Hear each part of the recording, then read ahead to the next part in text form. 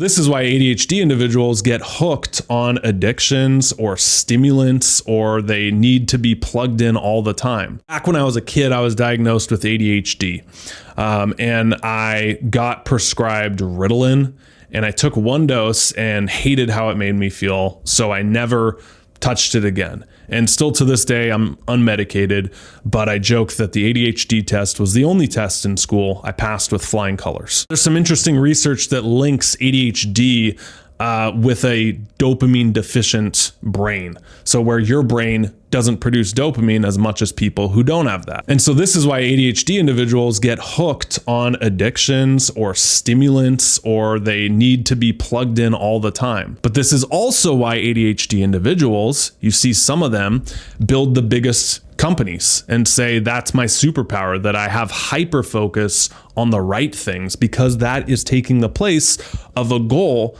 that gives you lasting, sustaining dopamine. And so when I look back on my life, building this YouTube channel, tons of dopamine that I could just funnel my ADHD craziness into. Growing my first business to over 7 figures, tons of dopamine there. Touring professionally in a band, trying to master drums and have mastery over a skill, tons of dopamine to throw yourself into. I'm saying all of that because if you are someone who identifies with ADHD or you have that, it is even more important to have goals that you can throw yourself into, because if you don't, it is a vacuum and things will get sucked in there that are destructive instead of you plugging it with something like a goal that is constructive.